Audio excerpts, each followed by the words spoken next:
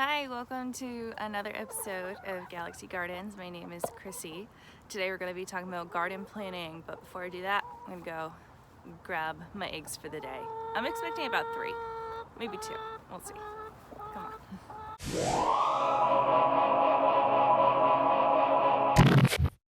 Thank you, girls.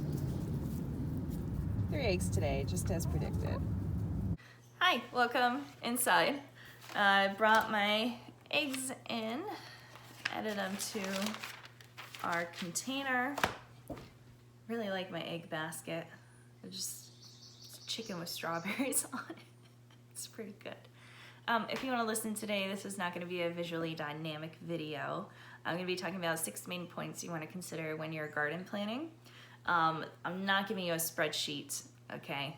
We're not doing that today. We're not doing like a PowerPoint presentation. What I'm going to show you are our 6 points here. So we have orientation, light, water and soil, capacity for maintenance, budget, and desired crops. All right. So let's talk with orientation. So typically, where you're gonna get the most sunlight out of your property is if you're south facing, okay? Wherever you're growing, if it's south facing. If you're in the northern hemisphere. If you're in the southern hemisphere, probably gonna want something that's more north facing. The reason why that is because Earth is on a tilt, and the way that the sunlight comes in, whatever is facing south if you're in the northern hemisphere, or whatever is facing north in the southern hemisphere, it's gonna be getting the most interaction with the sun, which is on the tilt, moving along our equator, okay? So that doesn't mean that you can't grow. Let's say if the only place you can grow is like a north-facing building in the front. Maybe it's not getting the most sunlight during the day, but it's staying pretty warm. Maybe it's in the shade. That's okay, you can still grow in there. You can grow stuff that doesn't need quite as much sunlight, but you do need to be realistic about what you can't grow. So I would recommend salad greens, brassicas, even like radishes. Should be okay, maybe carrots.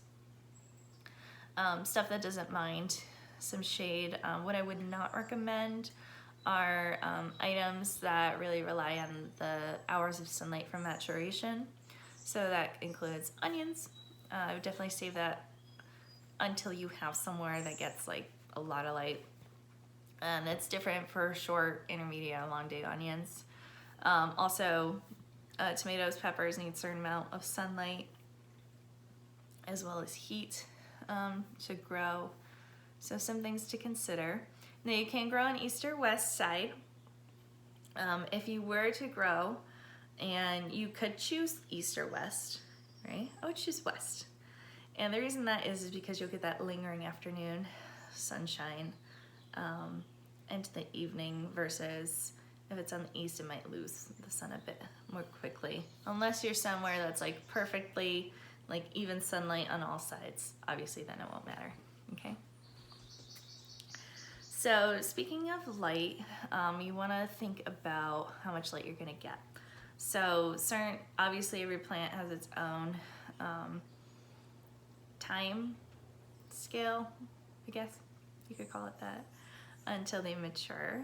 Okay, so some things mature in like 30 to 55 days. Radishes, spinach, lettuce, right? Other things can take, 100 to 150 days. Rice, it's in that like 150, 180 day range. Although I recently found out some varieties can mature around the 120 day, so. Other things that take a long time to mature are Brussels sprouts, okay. Maybe not quite so long, but still a while. Eggplants, tomatoes, squashes. Not summer squashes, but like winter squash. So if you're gonna plant those items, you're gonna wanna put them where they're gonna get the best chance to grow to maturity without freezing. And sometimes if you're growing something and it's sunny, and then you get later in the year, it ends up being in the shade and it gets cooler as you get closer to winter, it's probably not gonna do as well as if it was somewhere that was really sunny. So something to keep in mind. All right, what's next? Water and soil. This is gonna be a short one today, by the way. Hold on, let me go grab something. All right, if we're gonna talk about water, I decided to grab my water. Now, water and soil, I feel are some things that should be spoken about together. So if you wanna talk about soil, let's go there first. There's a couple things going on with soil. So if you don't know what's going on with your soil, if it's a hard soil, if it's a soft soil, if you can even grow anything in it, there's a couple things you could do, okay? So one is that you could take a sample of your soil and, you know, get in contact with your local university if you're somewhere with a university, or contact your local extension office and they'll hook you up, you know, with some tests. They're usually pretty inexpensive. I think the most expensive one I've seen is like $20. Some places will do it for free. I mean, you never know until you ask. Another thing you could do, and you can find directions for this online, but essentially you take like a portion of your soil, maybe it's like a cup, and a portion of water. If I remember, it's like a 1-to-2 ratio, but don't quote me on that. Definitely look up directions. Essentially, you mix the soil and the water in a clear container. It could be a mason jar, it could be like a, I don't know, like a soup container you have left over from getting takeout. And you're gonna shake it up like really, really well. And then you're gonna put it somewhere where it can settle without being disturbed for like, I don't know, 24 to 48 hours. And you can find charts on like what different types of sediment look like once they settle. But essentially what you're doing is you're breaking it up, and then depending on how like heavy something is, it'll go in that order. And I've done that before at the previous place we lived, and found out that we had like a lot of silt in our soil because of where we were living. So it's pretty cool. I don't really need to do that for where we are right now. I know it's clay and rocks and sand. It's why we built raised beds. But I mean, even in our raised beds, like we can test that soil eventually. I don't think they're gonna really be like as cohesive and good to test for another year or two. So I'm gonna wait for that point, and then I think I'll splurge, you know, the $20 to get it tested. But if you don't wanna go through either of those steps to test your soil, or you don't care, I mean, you can just grow on the ground. You just scratch up a little bit, grow something. I'm sure something will come up. Or you can grow in containers, and you can purchase soil, or you can build your own soil. There's recipes for like soil for different types of stuff online. It's pretty cool. So that's my 2 cents on that. And then with water, I'm not talking about just like how often you're watering something, but how much water your soil can actually hold. So let's say you're somewhere like the Southwest and you live in a desert environment, and when it rains, it floods because the soil is so dry there.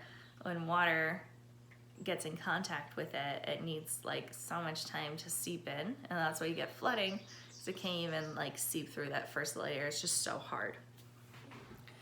Where I am in New England, our soil is basically waterlogged even in drought. So think about that. And you know, at the same time, don't be afraid to container garden. I did it for years. Where we are, I think that the raised beds are best for us. And also we did them in like a hugelkultur style, which retains water. I've been pretty happy with that. All right, so thinking about what soil you're working with, some vegetables like a more acidic soil, like potatoes, they do pretty good in acidic soils. You can add some sulfur down before you plant them to help reduce like scabbing. Blueberries, it's another plant that likes acidic soil, roses. Other plants like a more alkaline soil. Can't think any off the top of my head, but you know, some other stuff. You can see different effects depending on like how acidic, non-acidic your soil is. I saw someone recommend if you want to figure out like how acidic your soil is you just get some of your soil, make sure it's dry, and then pour vinegar on it. And if it reacts, then it's not very acidic. And if it doesn't react, then it's acidic. I think I got that right. Isn't that strange? Anyways, there's all different ways, all different like ways people have found out these things without doing like formal tests online. Definitely go give it a read. So a couple things to consider. This is something I very rarely see addressed by anyone except for random internet commenters who are like, oh, you can't do this, you can't do that. But I really want to address this in a more constructive way. Capacity for maintenance. Okay. At the end of the day, you need to take care of yourself, all right? And you're not going to be taking care of yourself if you take on a huge gardening project and then for whatever reason, it could be life responsibilities, it could be mental health issues, it could be unexpected things that have come up, family complications, whatever. But you're not going to be taking care of yourself if you start a huge garden project and you can't keep it up, and then that's like just another thing that's going to stress you out. So I cannot emphasize this enough. Start small. Okay? Start small. Start with houseplants. I murder all my houseplants, not on purpose. I guess it's not murder if you don't do it on purpose. With houseplants. I don't know about outside of that. We're not going to talk about that. Anyways, I cannot for the life of me keep houseplants alive. I don't know why. I can grow outside, but houseplants are like my Achilles heel. And I try so hard. But start small. Start with a houseplant. If that doesn't work, okay, maybe in the spring, in New England, typically April is a good time where like big box stores start selling container plants, vegetable starts, herb starts, allium starts for the summer. You could even start there, like, okay, can't keep my houseplants alive. Why don't I go and get myself a flower in a pot, and we're gonna put it outside, or we're gonna put it on my windowsill, and we're gonna see what happens. And there's some learning curve there, okay? So let's say you wanna go and you pick up, let's say, a tomato plant. Again, go to the big box store in like mid to late April, you're picking up a tomato plant, you're like, oh, this is great. I am telling you, if you have a plant, yeah, it's a great tomato. If you have a plant in a container you're getting from one of those stores, please do yourself a favor, get the next size up, get a pot the next size up and repot it. And that can be, usually if you aren't sure about gallons or anything, you can do like an inch on each side where it's gonna settle in. That's usually pretty safe. Or if you want to put it in the ground when it's big enough. There's a learning curve with potted plants and knowing like which ones like to be root bound and which ones don't. Tomatoes like to spread out, so you can do with that info as you will. But you want to start small, and you really want to get good at that one plant.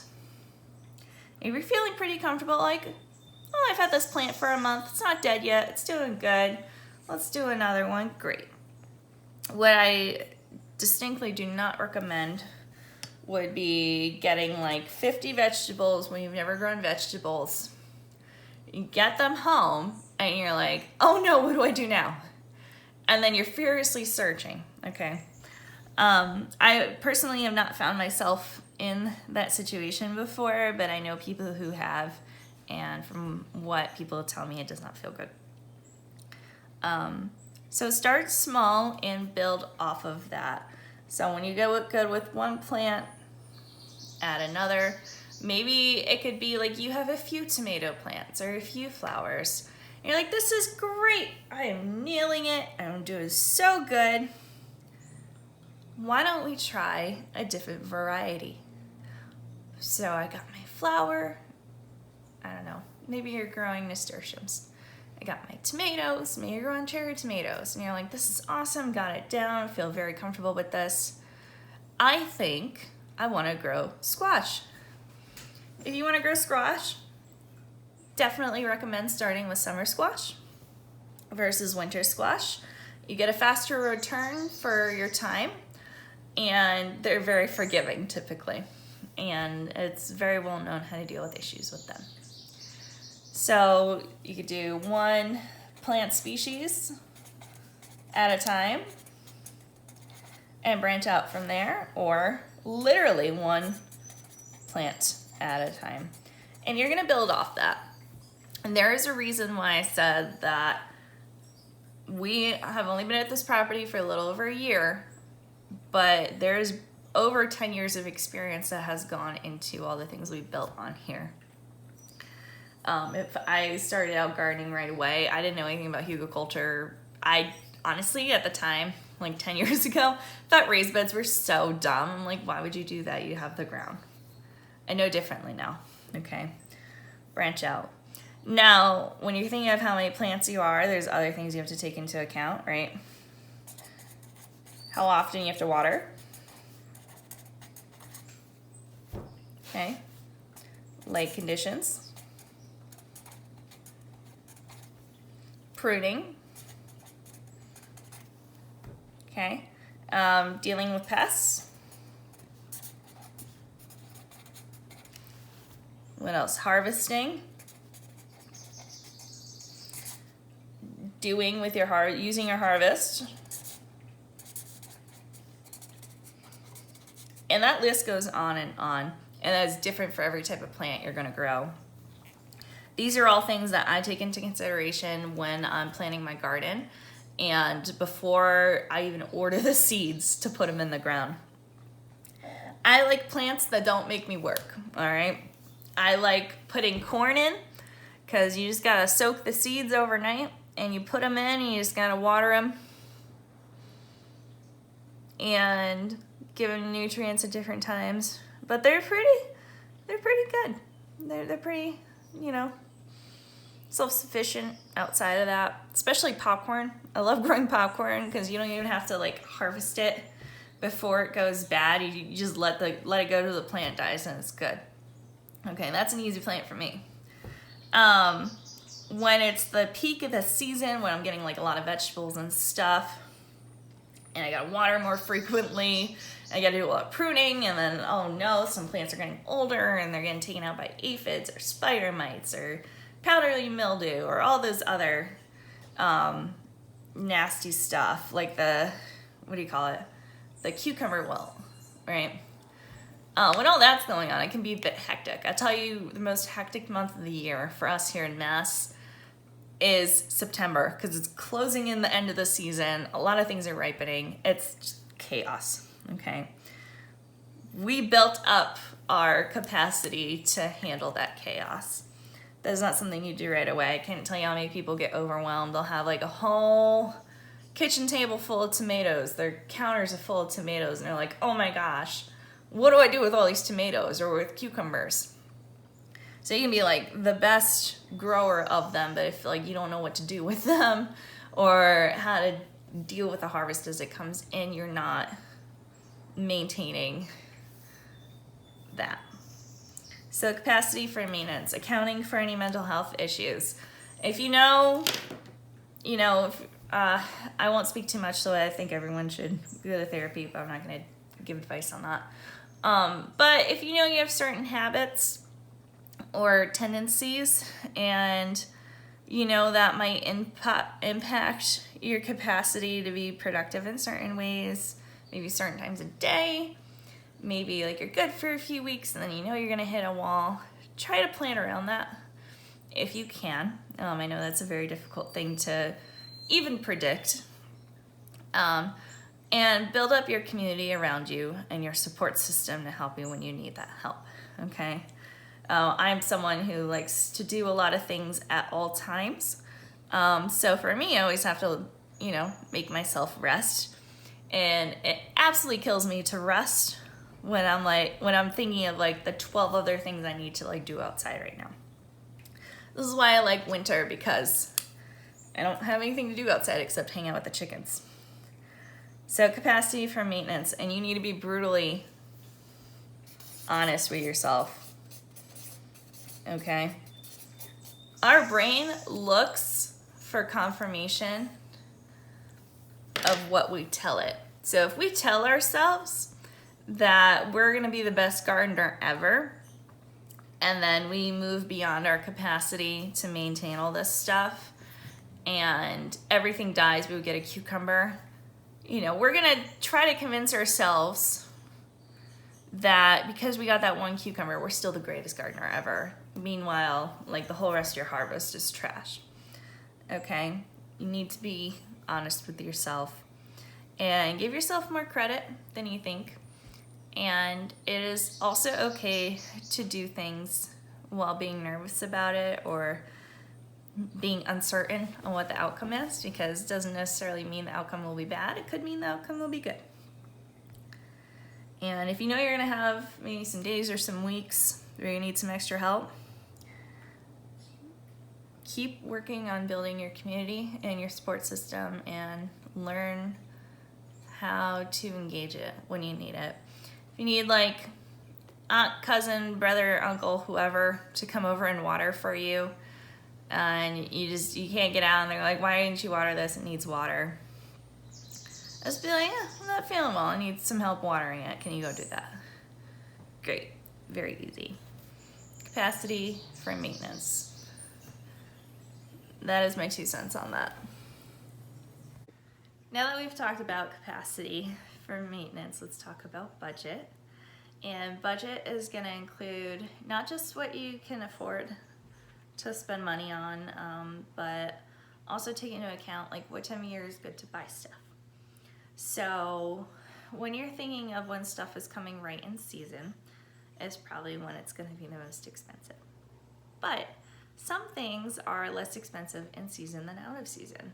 One of those things I've found to be is soil. I'll go and see something that's like a $3 bag of soil at peak season, which is generally between like April and the end of May where we are.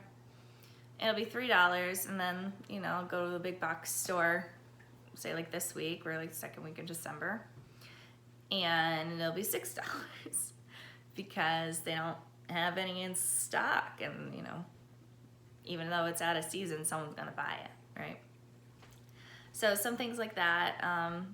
Seeds, I think the best time of year to buy seeds is in the fall, just because stuff's available, and you can definitely get more inexpensive seeds when the season is going to buy that stuff from like dollar stores. I don't know, like Dollar Tree, Ocean State, like 65 cents, 10 cents, depends where you go. But you get less variety than like if you order from like seed companies in the fall and you get it mailed to you. I like the variety, so that's what I do. But if I need anything during the season, I try to plan and then pick it up from, those more inexpensive stores during the season. I definitely recommend buy nothing groups or stuff that's out for free. Wood, window panes, containers, planters. Those are all good places to get it. Like you get some free wood, definitely make sure that it wasn't in contact with any shady stuff, because that will seep into your food. But if someone just has like a tree they felled and they're just trying to get rid of the wood, they don't want to do anything with it, there you go. Free window pane, free wood, build yourself a cold frame. You could use it as a garden bed during the summer, and then if you're living in Mass, towards the end of the summer, like July, end of July, beginning of August. You start your fall crop in there. When it starts getting colder, you put that window pane on top, boom, you get a cold frame. It's pretty easy. So think of what's in your budget. Doesn't need to be as expensive or as cheap as you might see some other people doing. Just do what works for you. Start small, add to it. The good thing about like containers and planters is they'll last like year to year. So if you pick up a few this year, pick up a few next year, you're good to go. All right, what's next? Oh, let's talk about crops. Say hello to my little friend. This seed box was so kindly made for us by hand by a family friend. This was one of our wedding gifts, which was awesome. Love this thing. It's already full. I got more seeds coming. Anyways, you want to think about what you want to grow. And what you want to grow is not necessarily what you want to try, but what you actually eat, okay? I have grown stuff that I thought would be good, and then I tried it and I was like, this is nasty and I never want it again. That's fine. Start with what you usually eat and branch out from there. I like hummus, and I think I'm gonna try garbanzo beans. We'll see how it goes. Other stuff in here that I wanna grow. I love popcorn. I've been really enjoying growing the fancy popcorn, so I got some of that. White icicle radish I tried this year. Really, really like it. I'm not a fan of raw radish, but I like it when it's cooked. So I got some more radishes to try. Kale. Now I've grown kales that I haven't liked, so don't grow them again. This one's pretty safe. Also a fan of Delaware kale, Licinto kale. Okay, those are stuff that I eat. Did not have a good kale year this year. That's okay. We really like dried beans, so we like white beans and black beans. Not like the hugest fan of pinto beans, but they're not bad. So I wanted to try some other drying beans. We grew rattlesnake beans this year, and I haven't been able to find any in stock online, but I saved some. We're gonna grow those for drying beans. Blue jade corn. I like sweet corn. It's still on a learning curve about that, but that's all right. What else do I have in here? Carrots, obviously. Other carrots. You want to grow the stuff that you like to eat. I love carrots, I love corn, I love beans, I love popcorn, I like squash, green beans, okay? And you want to work your way up from there. So like this year I got some fun tomatoes. I never thought I would collect so many tomatoes because like I never wanted to grow that many of them, and here we are. What else do I have? Herbs, cilantro, chamomile, cauliflower. I don't like cauliflower that much, but I just want to be able to grow it to say I grew it because I'm stubborn. Collards, love collards. Winter squash. I actually grew this early last year before we purchased this property, but we had to move, so I had to pull it out before I got to maturity. This blue Hubbard. Let me tell you, if you get that when it's not mature, right? Okay, so you peel off the outside. It was so sweet. It was like a sweet summer squash. It had a really good consistency to it, even when it wasn't like technically like ripe as you would keep it for storage. It was so good. I put in some tomato sauce. I was a big fan. What else do I have in here? Oh, here we go. Cucumbers. Here's why I have the cucumbers I have is over the last few years I've been experimenting with what kind of cucumbers grow well in this area. Now you might think, oh, a tomato's a tomato, a cucumber's a cucumber. They'll grow everywhere. Wrong. Some tomatoes do better in humid climates. Some tomatoes do better in dry climates. Some cucumbers hate New England, and others do well. Some plants grow faster or slower than each other. You can have two peppers that look the same, but they're different varieties, and one might put out peppers faster or slower than the other one. For example, hot peppers take a while, but for whatever reason, cherry peppers are just, pushing out peppers all year. So you gotta figure it out. So this is why I like to experiment. And have some more carrots. Oh, these are really good, Atomic Reds. I don't care where you get your seeds. You can actually get a lot of these varieties from a lot of different companies. Just because I have a garbanzo from this company doesn't mean it's the only place you can get garbanzos, all right? It's gonna be the same. What else do I have? More beans. All right, you wanna think about what you like. And I like cabbage. I like a very wide variety of vegetables. I like potatoes. Potatoes is another one that we've been figuring out which works well here. Some beets. I grew this. I think this is the best tasting beet. That's my opinion though. Anyways, here, let's turn this back up. Thank you for joining me today and listening to me ramble a little bit about garden planning. I hope any of this was helpful to you.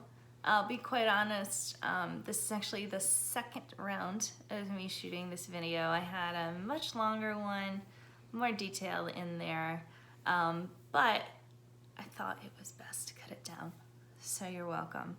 If you are really curious about anything in more detail, definitely shoot me a message. You can shoot me a DM on my Instagram at The Galaxy Gardens, or on TikTok. It's got the same handle. I don't know how you send messages on YouTube, but you can leave a comment below and I'll answer it. But, whatever you do, you can do it no matter what life circumstance you're dealing with. That's why, it's so important to have community and a support system around you. And if you don't, it's never too late to try to build a new one around you to help you out. So if you want to see any other content, Instagram, TikTok, already gave you a handle there. We're gonna have a new video out every Tuesday. We'll be talking about some more stuff throughout the winter, more like garden planting, edible landscaping tips, putting a little thing together for you about that. And we're gonna be brewing more beer with Greg because he likes brewing and I like recording what he does. So it's like a win-win for both of us. I hope that you have a good rest of your week. I will see you next week. And if you haven't done so already, subscribe. And I will appreciate that a lot. All right, bye.